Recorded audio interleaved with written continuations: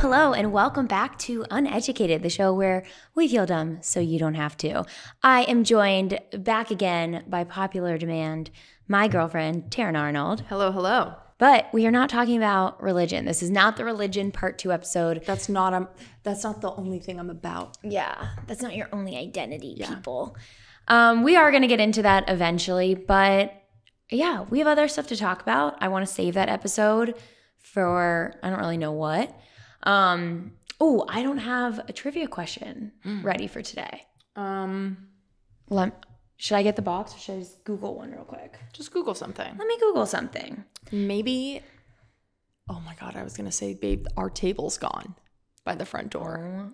We're using it right here. We rearranged. Look over there. It does look like we're moving out or somebody came and like robbed us of just that. Kind of sad. Actually, it looks really cute without anything. Does it? Looks sad.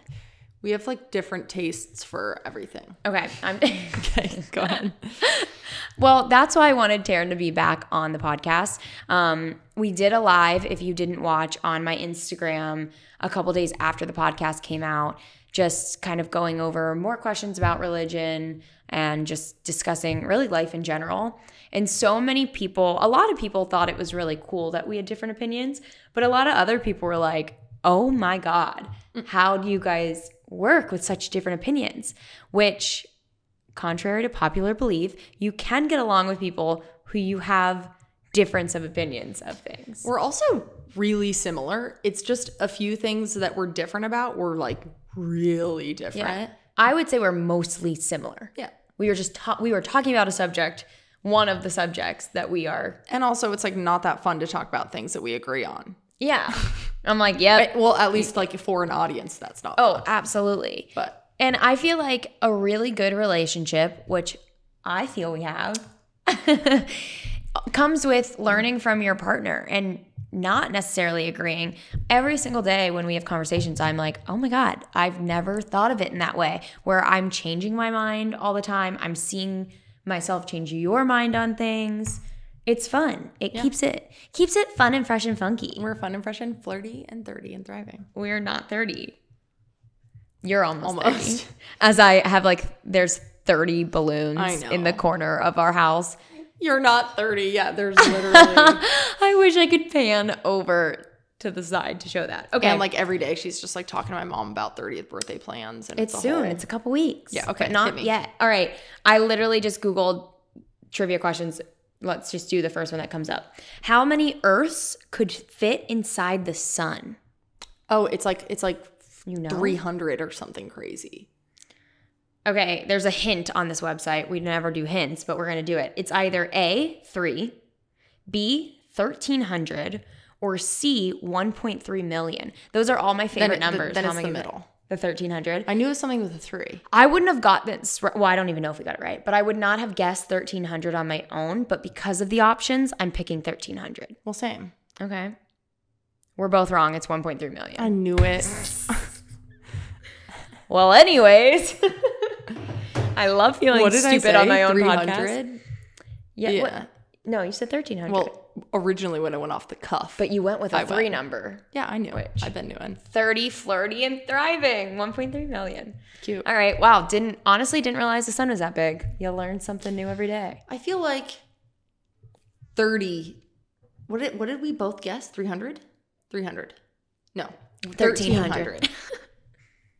We're having a hard time understanding numbers and how they work. Oh my God. This episode is just going to get hijacked by our life, but I don't care. I want to talk. I just want to chit chat. Maybe if you guys like this kind of episode, we'll continue stuff like this on the podcast. Go ahead. So today's a bonus episode. We'll say that. Taryn and I are trying to buy a house, which is actually very fitting because we are going to be focusing today talking about careers. I think we both have jobs that in high school we maybe didn't necessarily, well, I know I didn't think that it was a job that you could even have. So I feel sad for the young kids of the world right now in high school or college who are freaking out, not knowing what they want to do, because newsflash, no one knows. Not now. And we definitely didn't know back then. Yeah. And that's okay. So I want you all to like take a collective sigh of relief or a sneeze of relief. Bless you. I was like trying to keep it in, so I sneeze like this. I can't wait for the video version of people seeing you like twitch with your sneeze. Anyways, yeah, careers are weird. Life is weird. Finding your purpose in the world is weird. So we're going to get into all of that. But right now, numbers are on our brain because we are trying to buy a house, and it's the weirdest experience I've ever had. Yeah. It feels like I'm playing Monopoly or something. That's what I said to my dad today. Monopoly? I was like, I feel like I'm using Monopoly money. Oh my God. Well, it's like if you've ever gambled and you're like just throwing a few hundred on some crazy thing because you're just feeling like really lucky. They're just like chips, and you don't realize that it's Vegas like money doesn't count, if but it does. Was hundreds of dollars, and you had to throw it onto the table, you'd be like, maybe I shouldn't do this. And that's the same thing with buying a house. We're like looking at these homes and seeing these prices of these houses, and we're like, that's. Hi, Bless you, Frank. Bless you. Oh, the dogs are coming in. Sorry if this gets wild. But yeah, you're like seeing the numbers, and they don't register as like actual numbers. No. So anyway, it makes sense that with the sun, we just can't even, you can't like grapple. You can't fathom it. Yeah. Yeah. Guys, if anyone out there trying to buy a house right now, I feel for you. I'm praying for you. It's such a weird time. And here's a little fun tidbit of information. Interest rates when getting a loan right now are probably the lowest we're ever going to see in our lives. So people, if they have the money, are trying to buy a house right now. However, oh, Frankie, that's very cute. Did he lay down? He's just laying right under the table. Where you lay with him? That, however, has caused a problem where houses are being sold for way more than they are currently worth. Yeah, so basically when interest rates are super low, then everyone goes, great, I want to get a house while the interest rates are so low. So then everybody who is thinking about buying a house and people who were on the fringe are like coming out like us, like we don't need a house today. It would be nice to have one, but like we don't need it.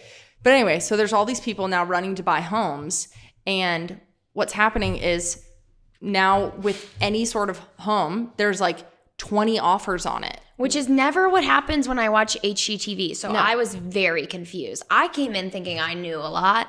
I know nothing. So if there's any housing experts out there who want to come on the podcast, call me up. Come on in. But yeah, so anyways, we have numbers on the brain and we don't understand numbers is what we're trying to get at here. All to say. And we've had a long ass day, so if we sound like weird. We're also drinking wine. So this episode is going to be a messy fella. Anyways, yeah, I feel like I've always been very passionate about making sure that people getting out of high school or college or even years after school, or if they don't go to college, we'll touch on that as well, feel comfortable and feel secure. I remember feeling this immense pressure my whole life to kind of find my purpose or find my passion. And I say this, I think, like in every episode and every YouTube video lately. One of my favorite quotes from the woman who wrote Eat, Pray, Love is to follow your curiosity instead of your passions. Because when you tell somebody, what are you passionate about? That can be really anxiety inducing because some people don't have a passion, or some people may know that their passion cannot be a career. Yeah. And that's really overwhelming. But if you every single day are just staying curious and following something that interests you, whether it be like, I really like candles today and I want to see like what kind of wax is used to make candles or whatever bullshit, that could lead you into your career and your future, which I think is what happened to both of us. Yeah. Yeah. And the one note I'll make before we get away from this is like the biggest lie in the world is find a job you love and you'll never work a day in your life. I can't stand that.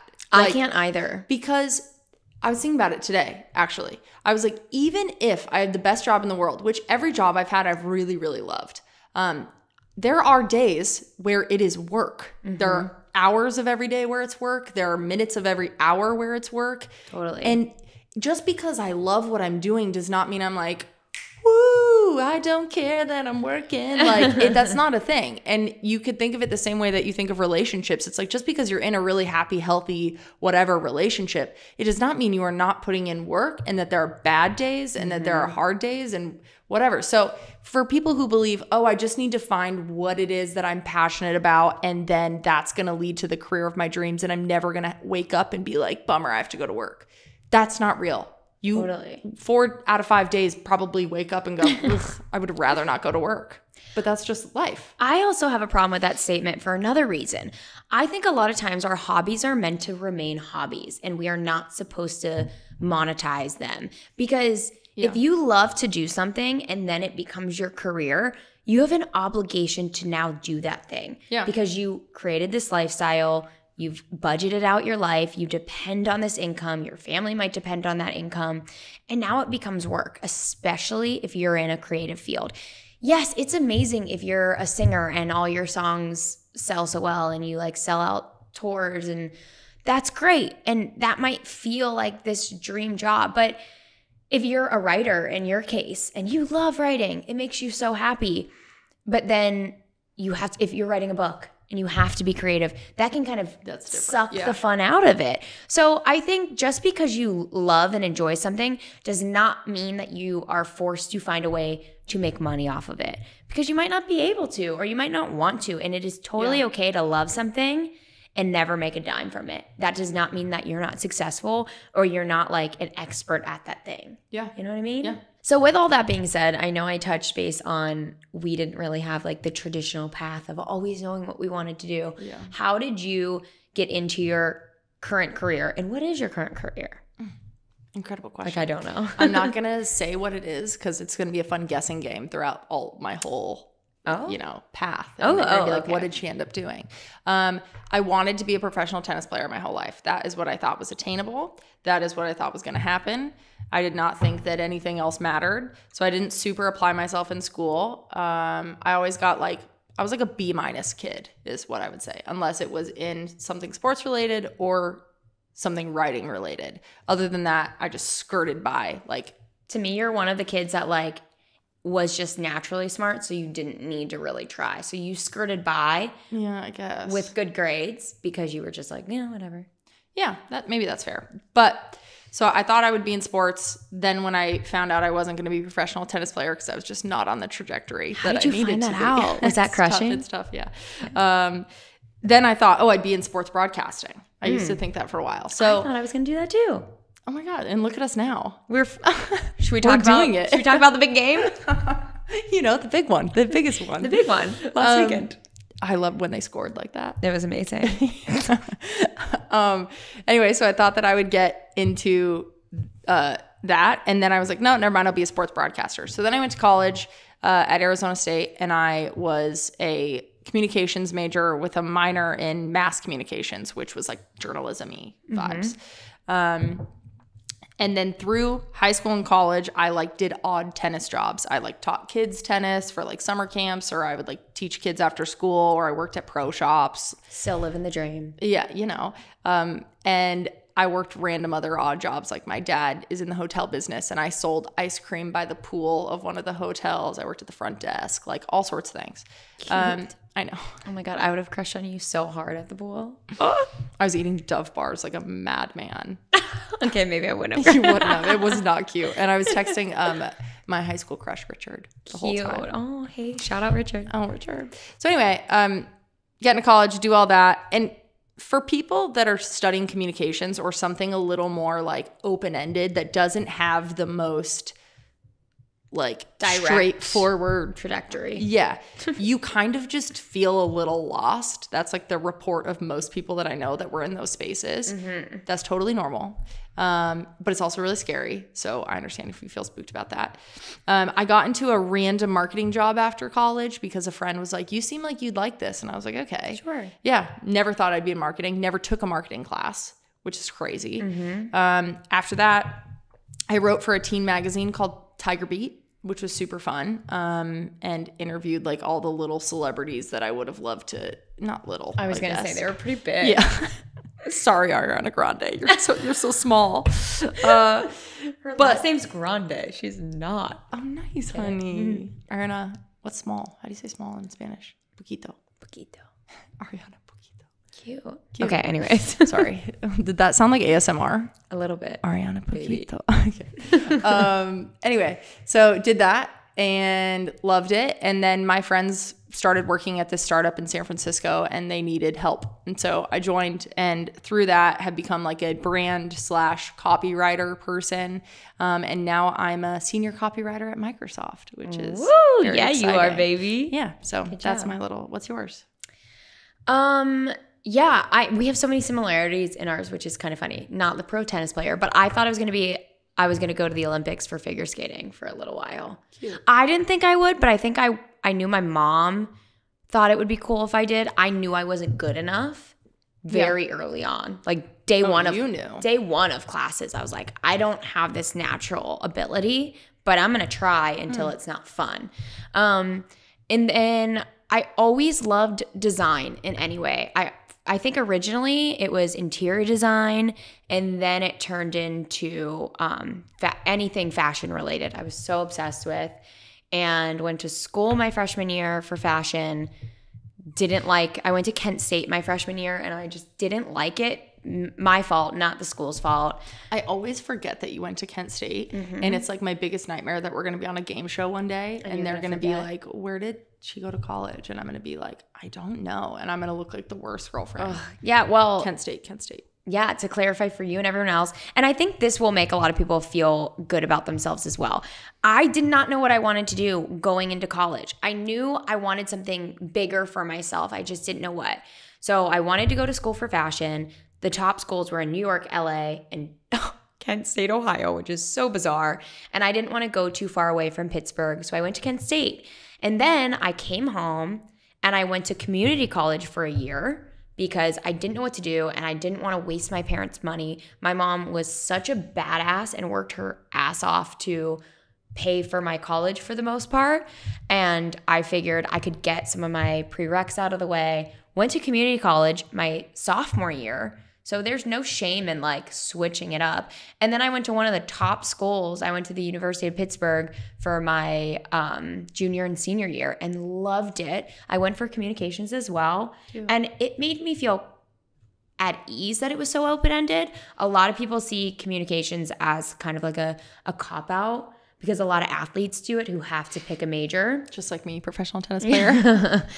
And I didn't see it as that. I got so much value from it. I'm also often asked, like, do you regret going to college because you don't technically need a degree to do what you're doing? I think I did need everything I learned. Maybe I don't have to show off the paper and like the details of it, but everything I learned in school is so valuable. So for me, I really think it was great. I could still do what I do today, but I think it kind of improved my overall life. Yeah. And then shortly after college, I was working at Nordstrom in college, and I also, did I say that right? Yeah. Sorry, I got distracted by the UPS man. I was working full-time my senior year at Nordstrom while I was in college, and I actually became an assistant manager, like the quickest ever. It was very impressive. Okay. I was like pumped about it.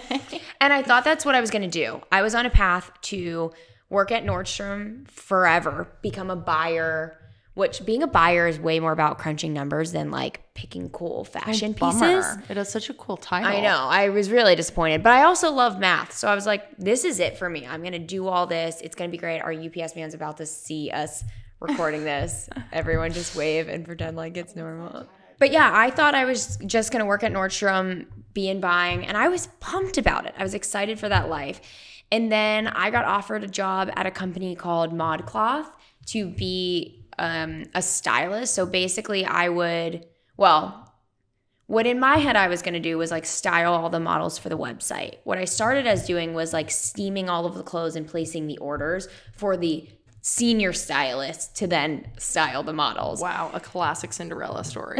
But it was really fun. I took pictures of the garments on mannequins and like had to pin them just right and learn how to like put stuffing in them so they looked nice. And I love spending time on making something look really nice. So that was so fun for me, and like learning how to work a camera. Little did I know that that would come in handy someday. Yeah. Which is kind of what I meant by just let life happen a little bit, because I learned skills there that then helped me when I started a clothing brand with my ex-girlfriend, started recording YouTube videos with her just for fun. Like literally thought it was just a fun way to pass time. Yeah. And then realized that I had a lot of opinions and thoughts that I wanted to share with the world, and started my own channel, and it grew from there. Not one thing I've ever done is something that I was like, oh, I've been wanting this forever. It was just allowing life to happen and following the things that make me really happy. Yeah. And right now, like I'm obsessed with skincare. So I really hope that eventually that my career leads into skincare in some way, whether it be a line or going to school and becoming an esthetician. I don't know yet. I'm just going to kind of see what happens. And I'm 29 years old and still kind of just letting life happen. And that's okay. Yeah. Yeah. I think a lot of people think that your big career moments are after high school, after college, and then you just know. And then you sail on your little ship all the way till retirement. Totally. And that's so rare. It's so wrong also. Yeah. I mean, like, kudos to, if that works for some people, if you like knew you wanted to be a lawyer or doctor, I feel like those are the stereotypical careers you think of. Yeah, teacher, of you kind of have to prepare and plan and prep.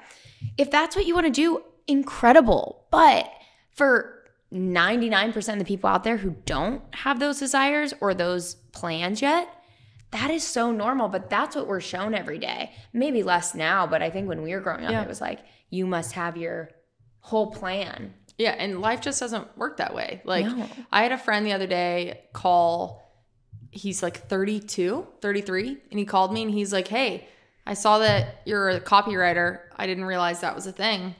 Would you tell me about it?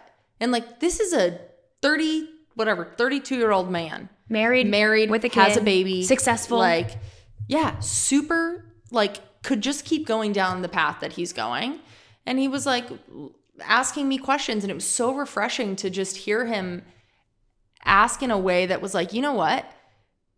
I understand that, like, I'm quote unquote late to the game, but I'm actually not. Like, you're not late to the game for changing what you want to do. And I think that's what freaks people out when they get out of college and they're like, oh no, I need to know what I want. I need to know what I'm going to do. And then little do they know, people that are 25, 30, 40, whatever, are doing the exact same thing in their head all the time. Like, is this what I want? I don't like this really. I want to do something else. And that's fine. Exactly. And I think our society is changing as well, where we got to a point where everyone had to have a bachelor's degree. You really did for a lot of careers. It became like the new high school. Yeah, it was just like, a high school diploma was enough, and then all of a sudden bachelor's degree or nothing, and then master's and all of these other degrees. And I feel like we're finally kind of retreating from that concept of, it doesn't really, that piece of paper doesn't mean something. I more so look at it for the life experience than the actual knowledge that you gain.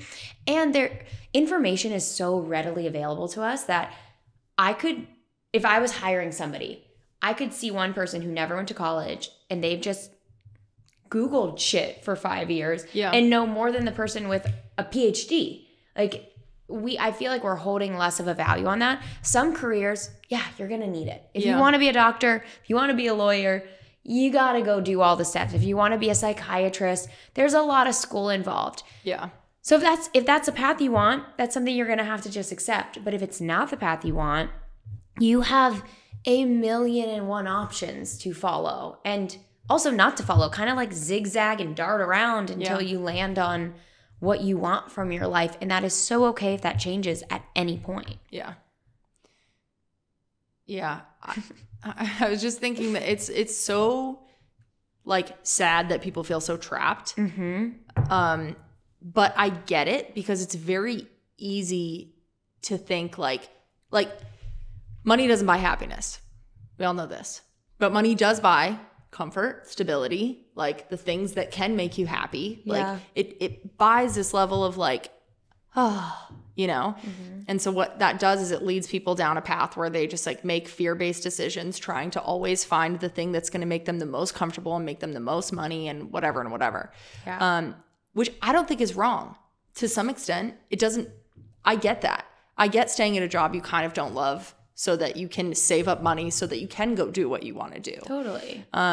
But then I think the flip side with people being like, I don't want to go to college or like whatever, there's this attitude that's like, fuck the man just to fuck the man, where I kind of don't get it. I'm like, I think people should probably go to college. I think it's good to go to college if you can afford it, if your family can afford it, whatever it is, like go, because you learn how to manage your own schedule. You learn how to like make friends. You learn how to manage your own little budget. Like you're really trialing being an adult in like a weird little simulation. Yeah. Basically. But you can get those experiences in other places as well. Totally.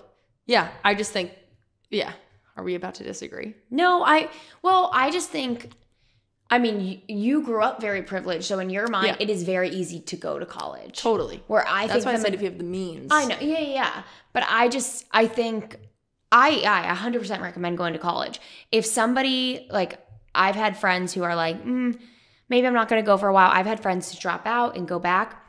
I always say I got so much value just for myself in going to college that it, like, especially people I know have been like, yeah, my parents would pay for it, but I don't want to go. I'm like, go. It's fun and you get so much out of it and enjoy it. But I think when it comes down to stressing about being able to make money and live your life, it's not something you absolutely must do to have a successful life. But yeah, no, I recommend going to college as well. If that is a thing that you can afford to do and it can add value to your life, I absolutely think it will. Yeah. 100%. I completely agree with that. Cute. We agree. You haven't had any of your wine and it's making Baby, I've had so much of my wine to the point where I had to slow down. Look at mine. You've had so much more of your wine. Uh-oh. Cheers. Cheers. That is so good. It's really crazy. I know a lot of you had so many questions about this topic. I was actually really excited. I didn't know if people would be interested in this. I should have served you first. This all came from me saying in the car to Taryn the other day, like, I would have never known that Taryn's career was a career before knowing her. So it's like to think I would have never known that in high school. Maybe I also have a whole issue with how high school is. I think we should be having classes on budgeting and investing and finances and like there should just be a class called careers and be like, hey, or like in your writing class, in your English class, they go, here are just 100 of the careers you can get if you're interested in writing. Yeah. Because I thought if I enjoyed English, it was like, okay, I can be a journalist or I can write a book. Yeah. Literally, 100%. That's all I thought. Yeah. I didn't know that you could. That is it. Yeah, now. I'm just kidding. You're all, I was focusing on my thought.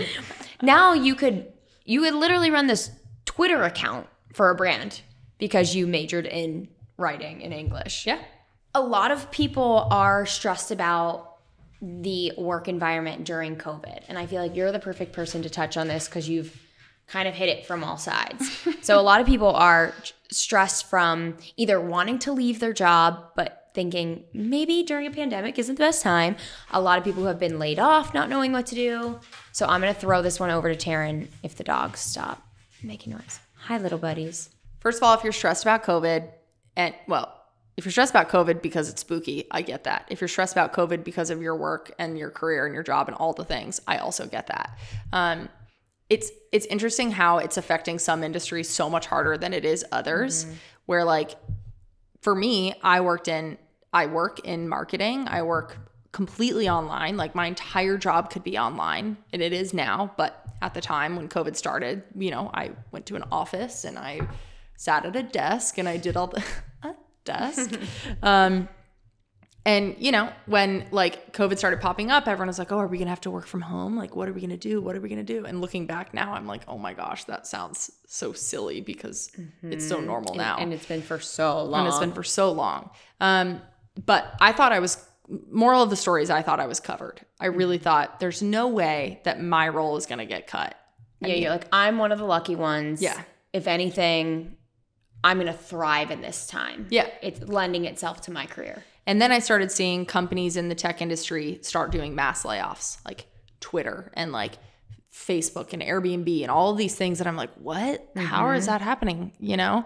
And then for me, the company I was at cut like 15 or 20% of their workforce, which we're a small company. So that was like 35 people, me included, my best friends included. Like we all got cut, citing COVID, which, okay. Like 15, 20% of our workforce got cut, which I was like, oh, I thought I was untouchable. Turns out I'm not untouchable. Like this thing that's happening in the world is so unique that it's really messing with people. Which the next few months could have been so awful if I wasn't privileged, to be honest. Like I was paid a severance. So I was paid my exact pay for 4 months. I was given healthcare for 4 months. I was given like everything. I bought my laptop back. I had a really soft landing. And because it was COVID, like I was able to move around and I was able to be like, hey, I don't want to pay for my lease anymore because I can't. And it was like, got it. Way more understanding. People are understanding. They totally got it. So anyway, let me say, it was awful. Like getting let go of from any job is awful. But especially when you're in a climate that you just don't understand, it is the scariest feeling. Terrifying. You feel so lost. You feel so confused, all of these things.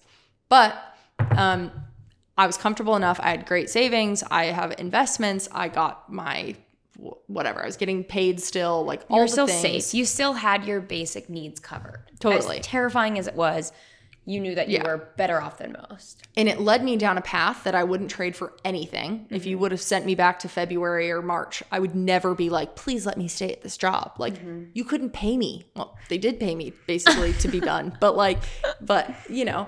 and this path was like, what do you want to do? What do you care about? Like you've built this career for yourself, basically down the same trajectory. Like you're kind of a marketing person and you do brand stuff and you write. And like, I knew I was going this way, but everyone that I talked to was like, take this time to just think and be and decide what you want to do. And luckily I was in the right direction, but I have other friends who got let go that are doing something completely different now. Which is amazing. And I have other friends that are still at the company that I was let go from.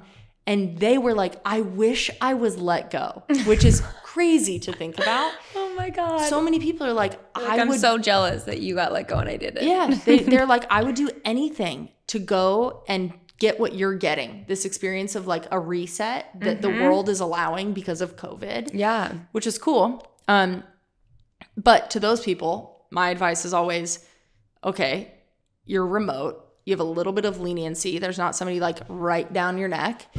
Spend 20 minutes a day that you would otherwise feel uncomfortable doing because if you were at an office, you'd want to pretend like you're working or whatever it is. Spend that time to think, okay, what would I do? If I really did get let go, like what would I be like, this might be a more fun little situation for me. And, all in all, it was like a really awful change, but it led me to like what I think is one of the coolest opportunities I've had and will have. Totally. And yeah, it's super fun. I think what you did was you rolled with the punches. And again, I don't want this to sound overly privileged. It probably does. It absolutely does. Yeah. It is very hard to tell people how to navigate careers and jobs in the time of COVID. There's really no like one clear answer because everyone's different. Everyone has different abilities and privileges. And even just depending on like your job has always and will always be predominantly online. And that really helps. Not everybody has that. So whatever the privilege may be. But I think the main thing that you did that helped you be successful, that could go across the board, is rolling with the punches. Yeah. You did not want to do any freelance work for a while. That made you feel like, no, you were afraid of the stability, not having the lack of stability. Yeah. Because you moved, you and I just moved in together. Nothing in your life was your norm stability. Yeah, it was terrible. So you wanted that. Terrifying, not terrible. Yeah, terrifying. Sorry. Hey, whoa. So you wanted that stability in your career. And I think for weeks, months, actually, you were so focused on, I'm not going to be satisfied until I have a full-time salary career right now because that's what I'm used to. And the second you started opening yourself up to the possibility of freelance and that it was better than having one job, started like all these opportunities came in. I mean, there were weeks where you're like, I don't understand. I'm not getting called back by this and this and this. Like, am I not good enough? And it was really taking a toll on your confidence in your career. And you are so good at what you do. And the second you started opening yourself up to other opportunities is when things changed for you. Yeah. And now look at you. You're doing great. Thanks, babe. I think you have to look at like the way that, like, you have to look at the context of the thing, which was when I first got let go, I was so obsessed with like, I want to be hired for a full-time role. That was all I wanted. When everyone in the world was letting people go.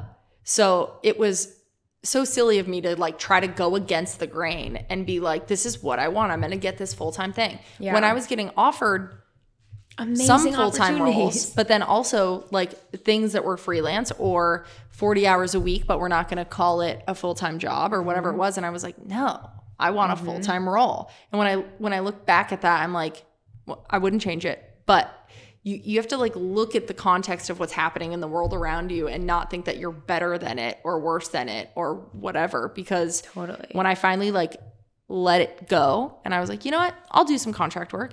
I got a bunch of contracts. Immediately. Yeah. And things that are lasting months and months, and it's sick. I think that applies to life in general.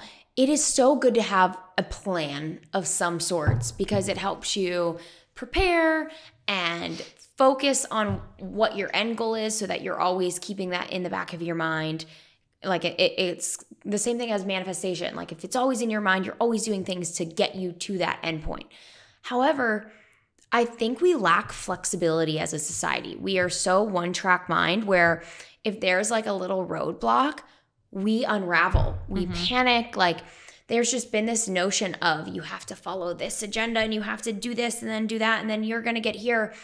And that's not true. Sometimes you get turned around. Sometimes you lose direction. Sometimes you make a left when you were supposed to make a right. And you find the most magical place in the world. And I think if we all learn to let go a little bit, we would all be better off for it. There's an experiment done like a while ago with, it was kids versus adults. So like kids under 10, I think like 5, maybe kindergartners or something, versus like full grown 40 and up adults. And they had to build a card, what is it called? Box card? Oh, a card tower. Yeah, a tower card. Card castle? Castle of, I don't know. Card tower, sure. Anyway, they had to stack cards and build it into the formation of a castle. Yeah, and you had to like do an entire, you either had to do a whole deck or like you had to get it to a certain height. And the kids beat the adults by like landslide. Because like if a card falls down, the kids are like, that's okay, let's do this, let's try this. And they're all helping and they're all engaged and they're all trying to like, they're just moving. And then the adults are like, well, let's think about this. If we put a card like this, there'll be too much force. If we do this, it'll be da-da-da. Overthinking every little thing. And they're blaming everything around them and they're saying like this, da-da-da. And it all relates, I think, back to this, where it's like, if you just kind of put your little feet in the ground and say like, this is the way that my career is going to go, the wind is going to blow and you're probably going to be left behind. Like literally setting yourself up for disappointment because life never works out the way you exactly plan for it. Yeah. And when you learn that like the whole world is moving the same way that like your emotions do or your relationships do or your family does, like all that, then you're like, okay, my career is not all that I am. And it sucks that that's what we've been trained to believe, but that's not the reality at all. I wonder how many people from countries that are not America are listening to this and being like, God, y'all stress so much. Because my experience traveling, particularly to Europe, like even just the discrepancy in vacation days in America, like we live to work and everywhere else people are working to live. Yep. And it is so sad. And it's something I really hope we change about how our society is, that like you are not your career.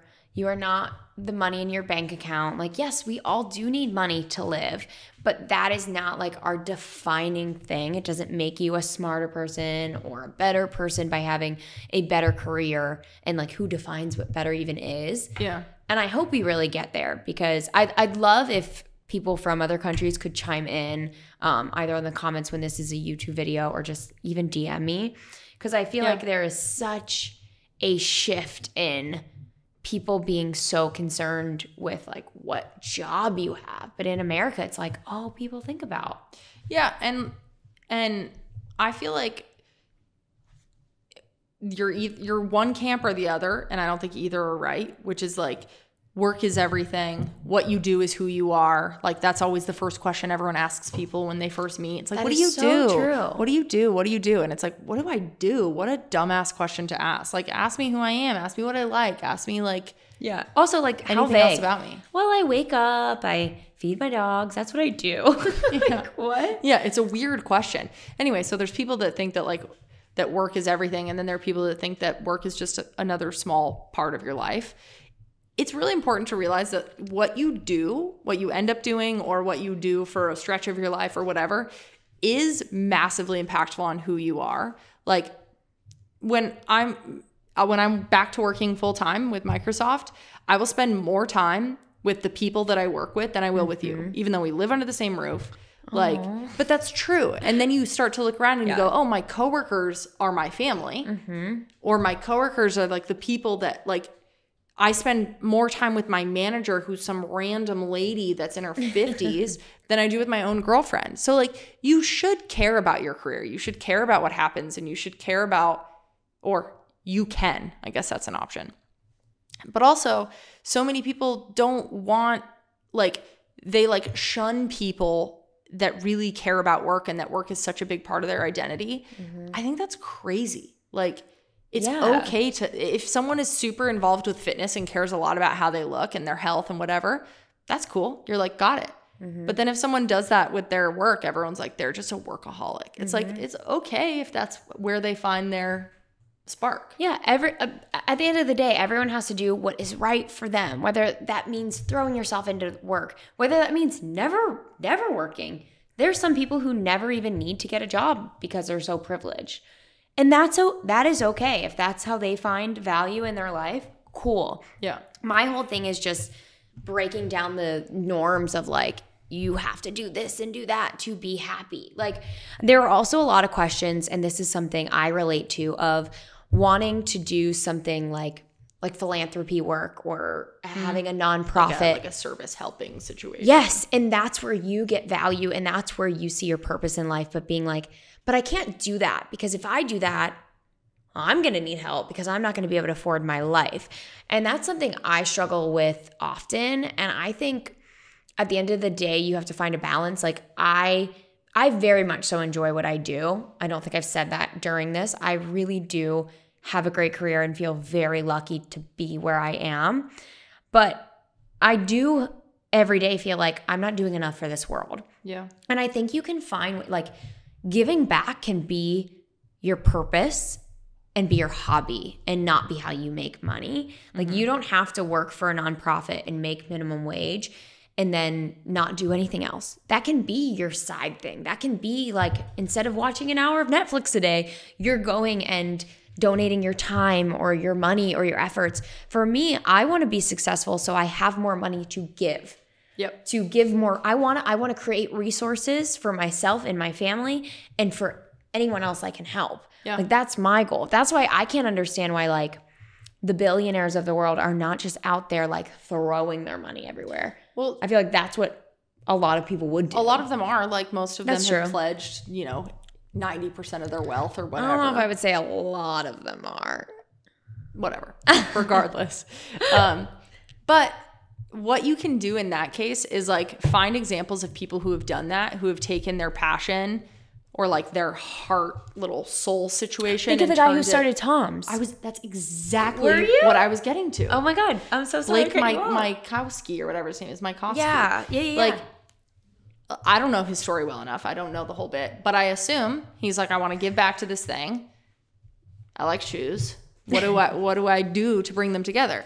Another thing you can do is think like, okay, say I want to have a skincare brand someday say I'm super passionate about like people with acne, right? Mm-hmm. All I want to do is help people with acne because that's what I had. So then you go, okay, what are some roles? What are some like worlds that I could get in that have to do with acne or that have to do with skincare or whatever? And then, okay, you go all the way down to you know what? Someone has to ship like skincare. Someone has to do that thing. I'm going to be the person that goes through all the courses and all the roles and whatever to figure out how to be the best like product manager, project manager, whatever it is, to be in the like manufacturing and shipping world. Totally. And maybe to you and to other people, that doesn't relate to skincare, but you are building up a thing that you know is going to be useful in your passion later. And then you're like, cool. Now I know about skincare because I've always loved it. Now I know about this random ass like shipping component that's going to make my stuff get there 3 days earlier or whatever. You know what I mean? No, I know exactly what you mean. That insane all over the place example is life to a T. That you care, like you started from someone being like, I suffered from acne and I cleared it up and I want to help people. But yeah, I don't know. I don't want to own a skincare line, so I'm going to go into shipping. That is exactly how life works. And you're doing good and you are helping people. So the point is, it doesn't have to be so literal. It doesn't have to be, I want to feed people. I'm going to be a chef. Mm-hmm. You can say, I want to feed people. I'm going to become a marketer. And then I'm going to market this special thing that feeds more people at the end of the day, whatever it is. Like, it doesn't have to be this like 1-to-1 equals. Like you can use what you know to do what you want. Yeah. God, I would, and maybe this is where I go next in my career, but I would just love to change the way high schools work, to go back to that. Like, I cannot believe that I didn't hear the conversation we just had until my adult years, until I was out of college, not even out of high school. No one was talking about like, yeah, you're going to do this and then do that, and then we're going to wiggle our way around to here. Like, I cannot believe that I didn't hear that prior. So if you have like middle school people in your life, high school people in your life, well, we swore a couple times, so sorry. But they can handle it. They toughen them up. But that's like, whether you send them this podcast or you say it to them yourself, I think we get so caught up in our own lives, we forget how we felt when we were that young. And it's something I think about like weekly, if not daily, of like, whoa, I wish I knew that I was going to end up so not where I thought I was going to end up, but so much better than I thought I was going to end up. Yeah. I wish I had that perspective as a kid, and I wish adults would tell kids that more often, because that would have been great. Yeah. I mean, at this point, it's like a matter of happy or sad or like life and death. And it sounds really dreary, but it's true in that like so many kids and so many people, not even kids, I know so many people in their 20s and 30s that are so stuck in their life, which is why I started a podcast called Unstuck. What did I call it? Stuck. It was called Stuck. I don't even remember. Oh my God, baby. I know, so long. Because like everyone feels stuck in some way, and career is such a massive place where people feel stuck. And I wish, like, if you don't share this stuff with people or you don't take this stuff in, you just stay stuck. And it's so sad. And it like breeds this like level of I'm not good enough, or I'm not happy, and why, and I'm just made to be this way. And that's not it. Exactly. You know? Yeah. Our dogs are getting very we're late to over the top. Yeah, we are late for feeding them dinner. So I think we're gonna wrap this up before they knock this whole table over. I don't even know if you guys can see, but I feel like Rig's tail is flopping in front of the camera. I'll hold it up. See? No, that'll be you.